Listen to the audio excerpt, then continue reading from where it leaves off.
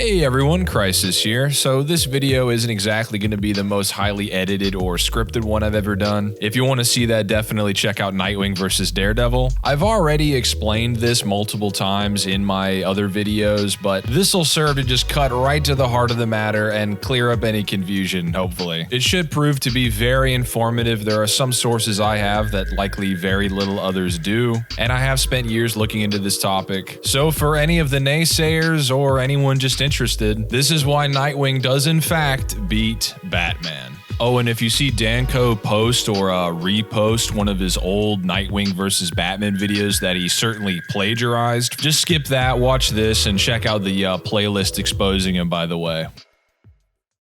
There are multiple statements from When Dick is Robin just outright clarifying that Batman taught him everything he knew. That includes all of his fighting techniques, that includes all of his tactics. He just knew it all. He then also sent Dick to train with the same masters that raised Batman. And we can't ignore the fact that Dick Grayson was like a 9-year-old when all of this happened. He was also already a peak athlete as opposed to Bruce Wayne. In fact, there are multiple statements from When Dick was Robin. He was number 2 to Batman. Let's think about what that really means for a second here. That means that Dick Grayson is more skilled than the likes of Green Arrow or other characters that are just rivals to Batman. Dick is actually more skilled than that. So these gaps that we're talking about here, they're not that far apart. They're really close. And this only becomes clearer if you actually go back and read those Golden Age comics or even the early flashback books showing Dick as Robin. He's very often scaling to these dudes that give Batman a hard time. To put this into context, when Batman first fought Joker, think about this, with all of his training, he's a grown man, he is the Dark Knight fully formed. In fact, technically after year 1 and year 2, the first time he ever fought Joker in the Golden Age, which is currently still canon, he got knocked out. Dick Grayson restrained the Joker on his first night on the job. He outmaneuvers Batman's deadliest villains. That's just verbatim stated at the time. This is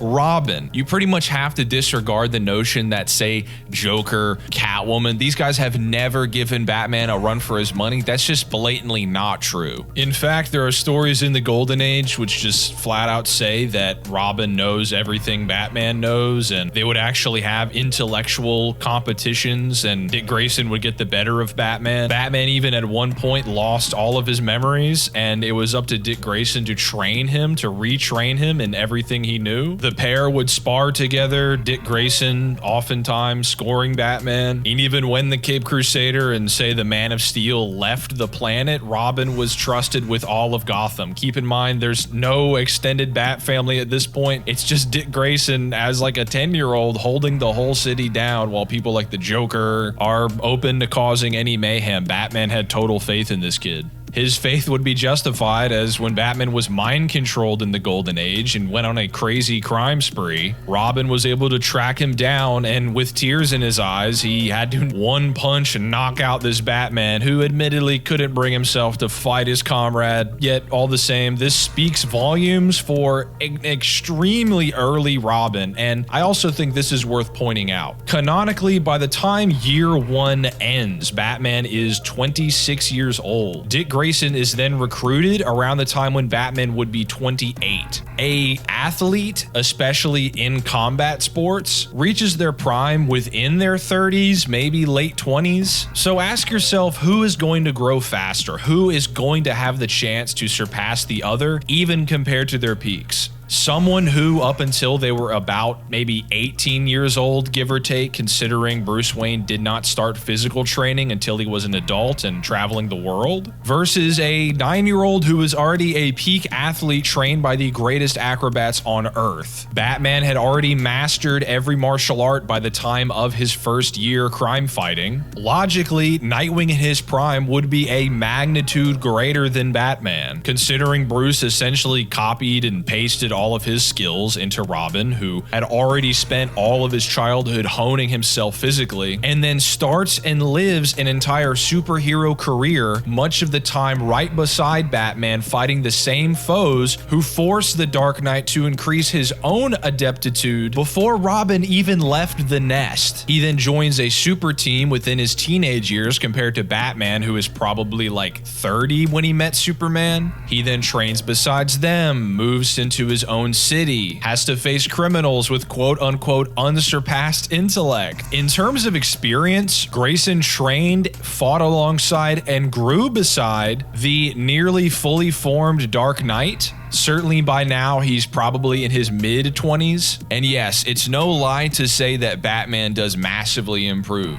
However, so does Dick Grayson. Even by 1989, Nightwing, this kid's like 19, 20 years old, is stated to be an equal combatant to Batman. There are various instances where these characters and other characters constantly improve over one another into drastic degrees. That's fine, but let's grant Nightwing the same courtesy. Let's actually look at what he does as he improves. Let's look at Deathstroke. Deathstroke is one of those characters where at the same time he gets super hyped up and super respected, but then as soon as you suggest for whatever reason that he is a good metric to scale Nightwing to Batman, it just becomes heresy, and all of a sudden Deathstroke sucks and he doesn't scale to Batman. Let's look at all these statements. All these statements call Deathstroke a rival to Batman. I've already showcased in my Batman versus Deathstroke video. Here are all the times that Deathstroke has either severely pressed Batman, outright beaten him, or there's extenuating circumstances, such as within Rebirth, Deathstroke intends to lose on purpose. He wants to be put into Arkham, and with that said, he still nearly beats Batman. He is severely injured here, and he's resorting to things that Batman would not do against regular people. He has blasted Deathstroke with arrows into the eye and into the chest multiple times. This is a high diff fight.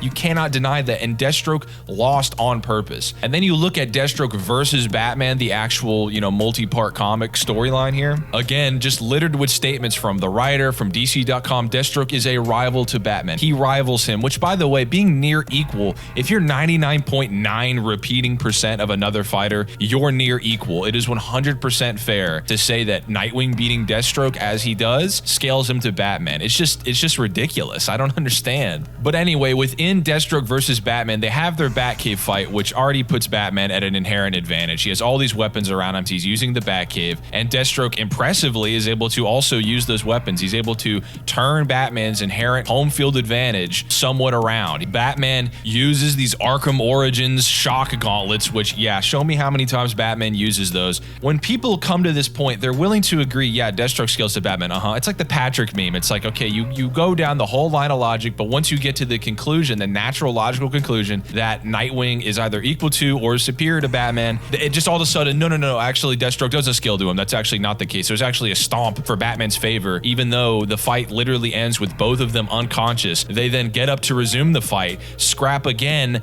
and they basically just stalemate again either way. Like, Batman mounted Deathstroke, he was punching him in the face. Deathstroke snuck a sword into Batman's side and rendered him unconscious. Then, like I said, they get up, they keep going at it, they're equal, right? Batman actually has to use like shock gauntlets that would make his punches amplified. That's crazy. That's weirdly consistent with, like, I don't know, the fact that Deathstroke, even in Rebirth, can fight like the entire Justice League and like judo tosses Batman into Cyborg and just knocks him unconscious. He either has a high diff fight where he has to consistently do things that are outside of his typical way of fighting. He has to let loose in a crazy way where he's shooting arrows into Deathstroke's eye socket, which could kill him, or he's using shock gauntlets, which he's only ever used against like meta humans like Lord Havoc, the Doctor Doom ripoff, or like Apex Lex, okay? He's using these type of means to contend with Deathstroke and can still only like high diff stalemates him while using this high-tech equipment inside of his own Batcave. It's just ridiculous. Like, come on, man. We're really gonna pretend Deathstroke does not scale to Batman. It's just silly. They only do this. People only do this when the conclusion, the argument you're trying to make is Nightwing scales to Batman or beats him. And we can actually look at other villains. Let's look at Ra's al Ghul. He states that Ra's al Ghul can rival Batman, which we've had seen many times and many times since. Ra's al Ghul is a Batman level threat. And then Dick Grayson, in the end of his post-crisis run, where he then goes on to become Batman, beats Ra's al Ghul. Ra's al Ghul in the story says, yeah, bro, you're the same as Bruce Wayne. That's the entire point of this issue, is that he's a Bruce Wayne level combatant. And someone who, again, up until now, Ra's has only considered Bruce Wayne to be a worthy rival to him. You just have to make so many concessions for all of these characters, including Batman, which I'll talk about, to ignore the fact that Nightwing does scale to Batman. Another point for comparison that's maybe a little less known is Raptor, who was a Nightwing villain. After confronting Bruce Wayne and having studied the dynamic duo for years and years, he says that Batman would only beat him if he gave him everything he had. And at no point in this story does Bruce Wayne ever disagree or even try to put up a fight after hearing that. This same guy can also fight Deathstroke, and Nightwing is shown stomping that guy. KG Beast is another example. He's just stated to rival Batman as soon as he shows up. He's stated to actually be able to beat Batman on his best day as of 2025 this year. And we have instances in post-crisis, in Rebirth, slams KG Beast on his head. This is all just blatant. Add all this together, what conclusion do we come to? It's pretty obvious. Where it becomes really clear is if you actually,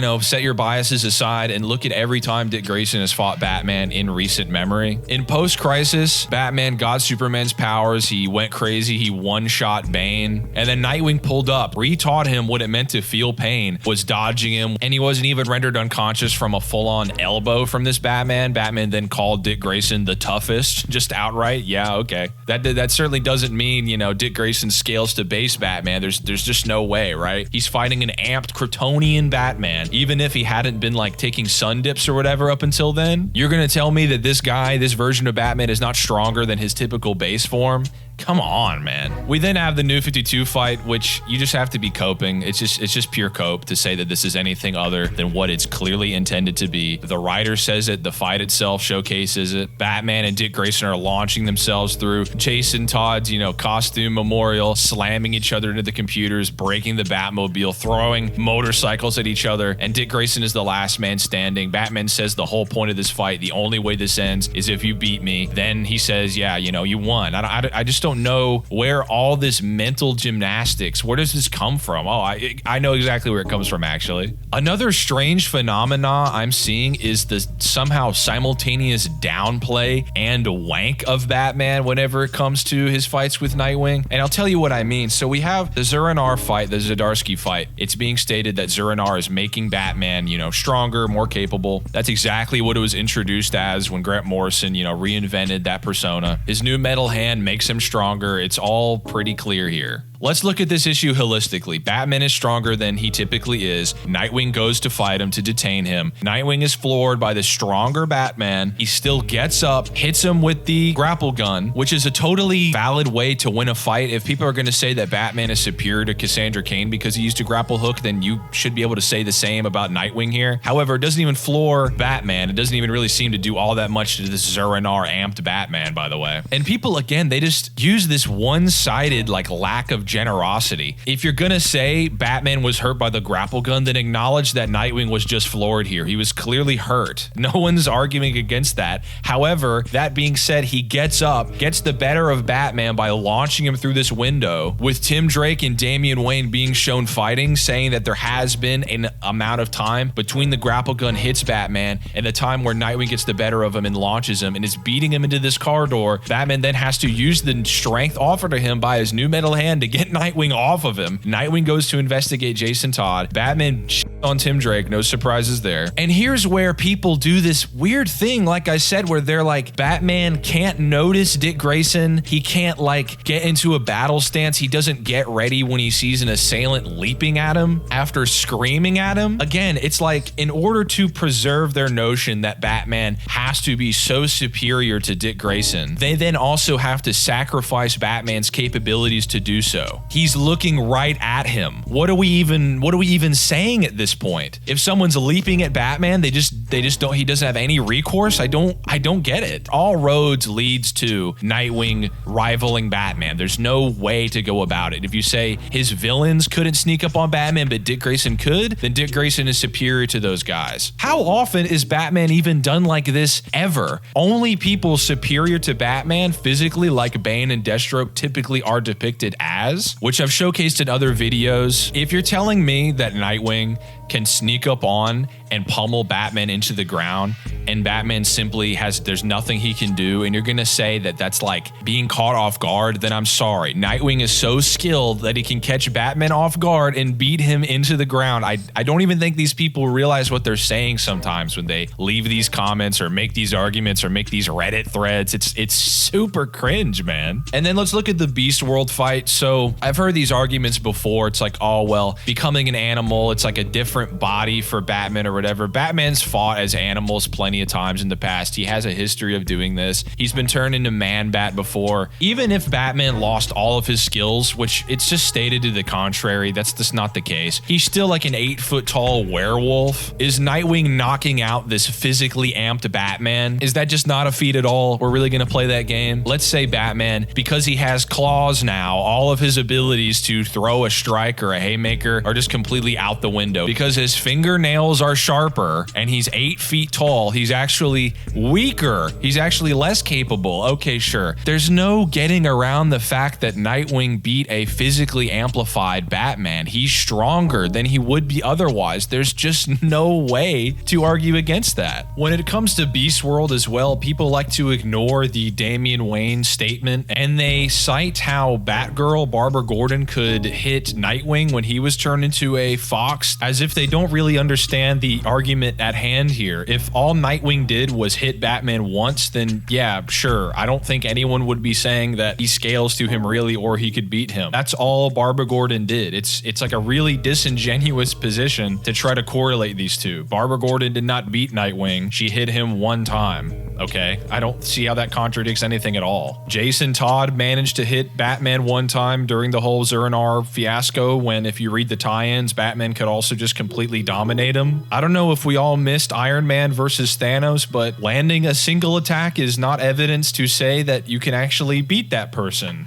It's insane what happens when you put on your thinking caps. From there, it kind of just all falls apart. Maybe you could look at the statements saying that Batman is just the best fighter on the planet, or statements saying that Nightwing is number 2 to Batman. These are either contradicted by feats or they're just outdated. Like I said, these characters are constantly training, so I'm not saying that at any point in their history, Batman has not surpassed Nightwing, but by and large, and especially in the modern day, since about like 2014, the case has been made and the narrative has been written thus that Nightwing could beat Batman on Batman's best day. Also, any of these statements that say Batman is the best fighter, especially now, and arguably even back in the day, are again just contradicted by either characters who support the same statements or better feats than Batman. For example, right now we know for a fact that Black Canary and Lady Shiva are the number 1 and 2 best fighters. So anyone who has the stigma that Batman is like number 1, just nobody's even approaching his level of combat, that couldn't be more far from the truth. So making the claim that Batman is just a better fighter than Nightwing is just baseless, really. When it comes to the modern day, there is admittedly a bit of an underlying narrative or theme that Batman is getting older and he's not really in his prime anymore. So what some people like to argue is, okay, yeah, well, Nightwing is only surpassing Batman now that he's not at his peak. But again,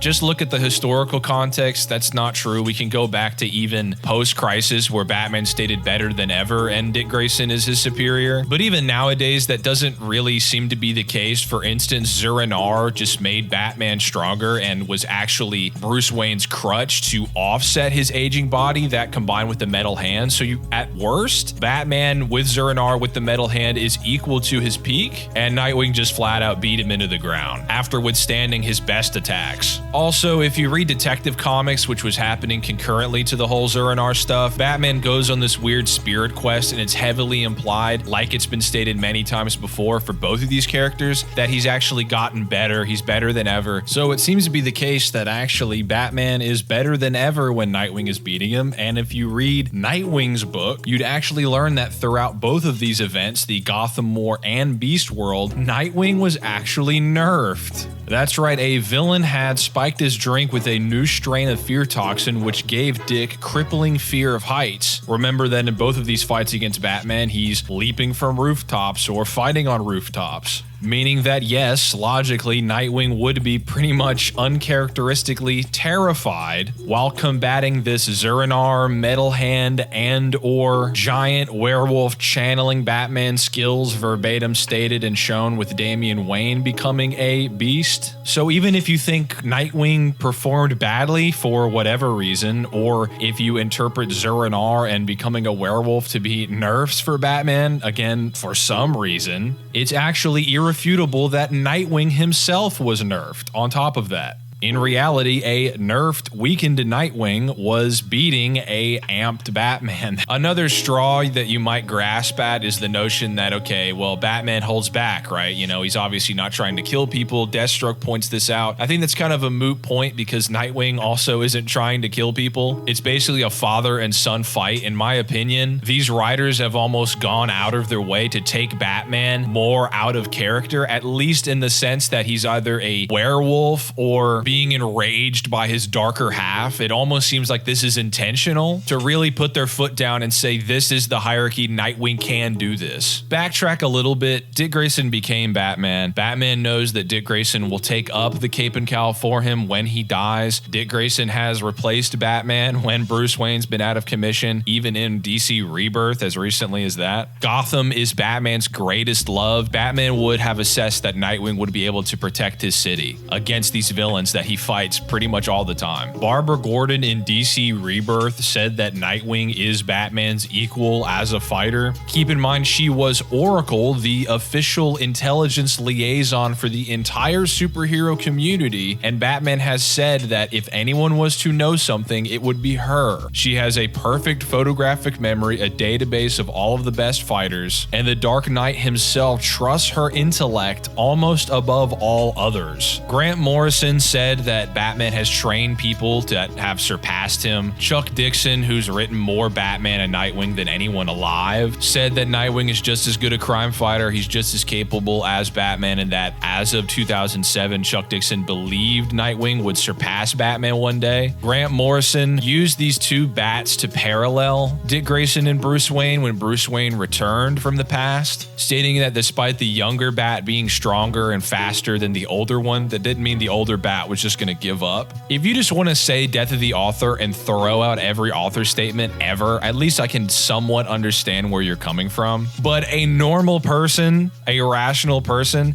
is probably going to put some stock into what the actual writers of the comics think about the characters that they're depicting and they're crafting. So again, take Grant Morrison, take Chuck Dixon, take Tom King. These guys are pillars of the Batman mythos. If you like them or not, if you think they're biased, it doesn't really matter. These guys literally create these stories. Tom King believes that Dick Grayson is a better fighter than Batman. Tom Taylor clearly believes and has written Nightwing to be a better fighter than Batman. Chuck Dixon, when he was writing the character about 20 years ago, said he was equal to Batman and could surpass him one day. Peter Tomasi had Nightwing beating Ra's al Ghul. Grant Morrison had Dick Grayson being faster and stronger than Bruce Wayne, using parallelism. In fact, when Bruce Wayne came back after Darkseid had sent him through time, he was stated to be better than ever, again in the words of Tim Drake, and Grant Morrison was still like, yo, nah, this Dick Grayson guy, his Batman is a better Batman. Batman has trained people to succeed him. Another thing I've seen people do is really harp on Batman's knowledge and contingencies, even though Grant Morrison, the writer who basically created or very much emphasized the Bat God persona of the character, stated outright that Dick Grayson Lessen surpassed him and is a faster and stronger version of Batman. Those people also ignore that Nightwing has all these contingencies as well. He's the heart of the DC universe. He has more connections than Batman. He picks up on details that Batman just doesn't because he's more personable, emotionally intelligent than the Dark Knight, on top of just being a very great empirical detective. Multiple supervillains have tried to get into Nightwing's head to learn all of these weaknesses. He has contingencies, as you can see, for Wally West and Superman and Green Lantern, all these guys. He's been able to keep up with Amazo, who has all the Justice League's powers. There was this android in the Grayson series who also had the New 52 Justice League's powers, and Nightwing was able to pick out all of his weaknesses and capitalize on them. And Beast World showed this very well when he had files on all of the supervillains and heroes that were being taken over by these Starro spores. We also see that the villain Clayface, after only briefly being in the Bat family, learned all of the same contingencies. So you're really going to tell me Nightwing doesn't know just everything Batman knows? We already knew that. On the note of contingencies, this is actually the case that Batman's contingency for himself is Nightwing. Scott Snyder, and a lot of people probably don't know this, but he's reiterated in multiple interviews that in his opinion, if Batman were to ever go rogue, it wouldn't be Superman to bring him in, maybe like in Dark Knight Returns or similar to that. No, he thinks it would be Nightwing that would beat this off-the-rails Batman, which, if you know all this information, reading the Gotham War arc, it basically just seems like Zdarsky pulled on that thread, to be honest with you. To maybe do a roundup too of these random Nightwing versus Batman fights that are kind of on the periphery. Batman versus Robin. A heavily injured Batman is fighting a mind-controlled Nightwing who is wielding a sword that brings out Batman's essentially deepest insecurities. This doesn't really mean much either way. Nightwing was gonna win this fight, and Batman had to basically use a demonic duplicate of Alfred to convince Nightwing to snap out of his possession. Possession has been shown in DC to nerf the skills of fighters. This was showcased very recently in Birds of Prey, and this doesn't really help anyone's case as well, because later on in this same event, the demon that's possessing all of these people gains more power, focuses it all into Batman rather than having it spread throughout all the different Robins, and Nightwing actually just snaps this super Batman's leg. Again, really consistent here. In the Robins miniseries, Batman is as well basically hallucinating and super enraged, and Nightwing is just able to withstand his entire assault while trying to talk him down the entire time. When you're scaling comic books, right, there's so many stories, there's so many different writers. In my opinion, the most concrete way to come to a conclusion is finding a consistency. There are always going to be outliers. You can always cherry pick crazy instances, but if you actually look at all the evidence, talk about interviews, guidebooks, the feats themselves, this is very consistent. So many different fights where Batman is either empowered, he's enraged, he's freaking out. It's Nightwing who steps up and very often just outright defeats this version of Batman. All of the best Batman writers believe all of this to be true. If you look at what they're saying, Grant Morrison, Scott Snyder, need I say more? Like, if your only canon is the Frank Miller universe, then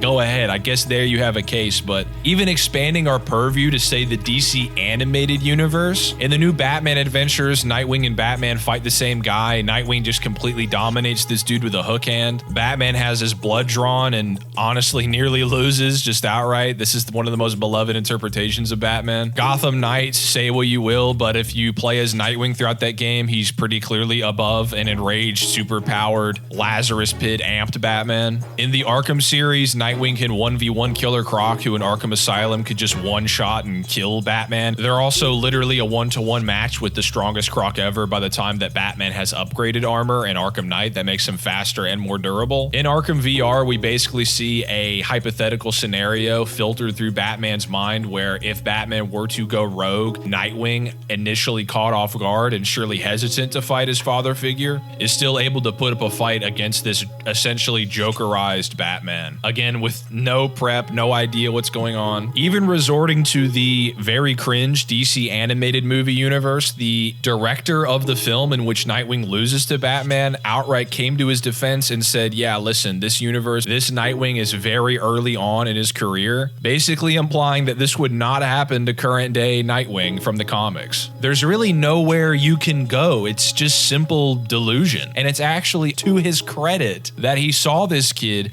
recognized him him as a successor, even when Dick was Robin, realized that Nightwing was more important than Dick becoming Batman in his stead, and gave him the tools, the abilities, the space of his own to become a superior hero to him. That is the narrative of Dick Grayson. It's not, oh, look, Batman trained a 80% level competency of his own superhero. That's not the story here. In my opinion, based on all the evidence, if you actually read all these stories, Dick Grayson fundamentally does not work as a character. You're just misinterpreting his narrative overall if he's not superior to Batman. And I don't just mean he's pretty close, and he's not even as driven by rage. That's not the point. The point is he's not driven by rage, and he's actually better than Batman. He's actually a better fighter. He's actually a more competent superhero. He's a better leader because of those things, because of everything I just said. He learned everything Batman had learned from a much earlier age. He went out into the field again at a much earlier age than Batman and managed to fight and many times outperform villains that have beaten or outmaneuvered Batman in his earlier years. As Robin, he was already stated to be the #2 fighter to Batman, surpassing people that would very closely rival Batman if we take these statements at their face value. Later on, near the 90s, Nightwing was an equal combatant to Batman, and he's able to fight and beat all these different villains that have outright beaten him before. Dick Grayson has a history of fighting amped versions of Batman and has more recently than not beaten them outright. You'd have to be ignoring the narrative set forth by some of the biggest pillars of the DC and Batman mythos, disregard them as biased, ignore all the work that they've put in. It doesn't really matter because that's what they've infused into their stories. Would Nightwing beat Batman more times than not? Yes. Are people still going to try to cope and gaslight themselves into ignoring all of this evidence, or bend over backwards trying to convince themselves that Zur-En-Arrh or becoming a giant superpowered werewolf actually nerfs Batman? For sure. For sure that's going to happen. I hope maybe this video reaches those rational people who maybe are kind of on the fence about this whole thing. I definitely understand if you're coming at it from the video games or the movies, it's not an instantly intuitive position. But if you've read so much Batman and so much Nightwing like I have, and you try to set your biases aside, this is the result you're going to get. You're going to see pretty clearly what the writers have intended, what the storylines showcase, the historical precedent for this hierarchy. And again, I have so many videos already delving into all these intricacies more thoroughly than's going to be presented here, but I needed to just directly address the cope and burst anyone's bubble who was expecting me to maybe say, yeah, Batman's the most skilled fighter in all of DC. Sorry, buddy, it's not going to happen. If you're going to call me biased, you'd have to put me in the same column with Grant Morrison, Scott Snyder, Tom King, Chuck Dixon, Peter Tomasi, Dan Jurgens, Kyle Higgins, Sam Humphries, and Tom Taylor. If you disagree with the words of some of the most influential comic book writers of current and yesteryear, then maybe it's actually you who is biased and not thinking empirically.